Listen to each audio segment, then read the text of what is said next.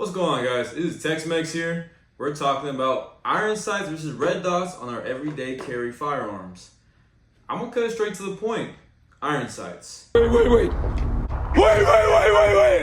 Why? So there's a couple reasons why. Number one, I keep it simple. It's so easy to train with red dots. I know it's easy to have someone point and shoot. But the problem is, how many people, buy red dots, they don't know how to zero them, they don't know about battery maintenance. There's so many other variables when it comes to that. So adding that extra element makes it a little more complicated for new shooters. I want to explain that too, for new shooters. And then the second thing is worrying about that battery life. And I think worrying about the functionality, because you are adding a variable. Because if you don't want to worry about that functionality, especially when it comes to open and closed emitters, a lot of people don't want to spend that $500-600, or even I think the EPS2, it's like $400 you can find.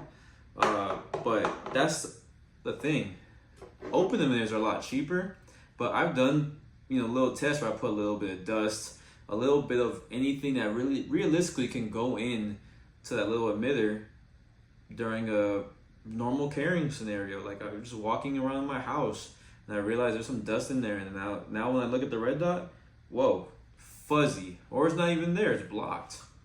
So I think that itself creates such a possibility that for the average person that doesn't want to spend $600 and worry about all the different factoids when it comes to making sure that red dot is aligned, for new shooters, I always say iron sights. And then going on to the next point too, price point. You don't have to worry about the price point. There is no price point. You buy gun, you buy ammo, maybe an extra magazine, you shoot gun and shoot ammo. This guy, don't get me wrong, I love red dots. This little mama jama costs a little bit extra, especially compared to the open emitters. And there's so many red dots that get into the thousands of dollars. I'm probably gonna throw on an SRO red dot on my Canon TTI Combat, and that could be like $600 or more. I'll have to double check. And that's a lot. It's a lot for new shooters. And the average person, iron sight Glock.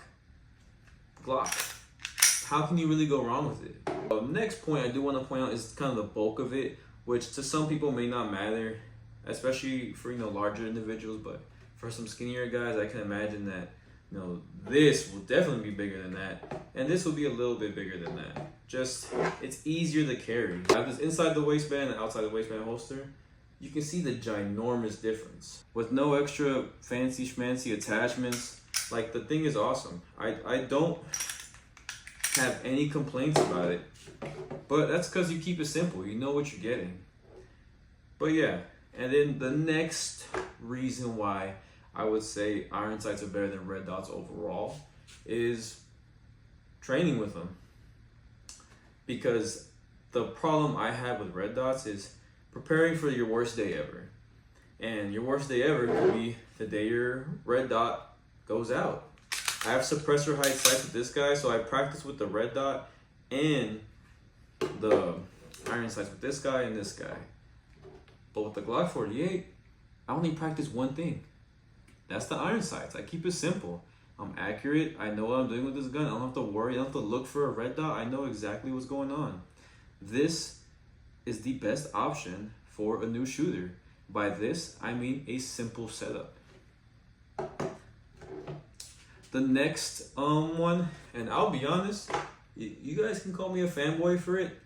I listen to, if you guys know John McPhee, the sheriff of Baghdad. I am not a red dot guy. I'm an iron sight guy. However, let me explain myself. The internet knows me as a red dot hater, but you're never going to catch the red dot unless you get better technique. And no one tells you is it's harder to learn, harder to master. And the final reason that I've listed it last, because I think it applies to a more niche kind of people, is the fact that astigmatism. So astigmatism, there's very few red dots for me, at least in my experience, that don't flare up. They don't get all crazy when I'm trying to look at them. Whenever I look at these nice red dots online, I have to go find somewhere in person to try them out first. But what astigmatism doesn't affect? My irons. if you're gonna have one handgun, I say keep it iron sights. Iron sights are awesome.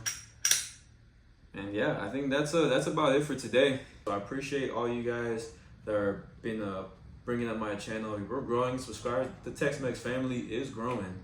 So thanks for watching, guys. We have videos coming soon about bow hunting and fishing.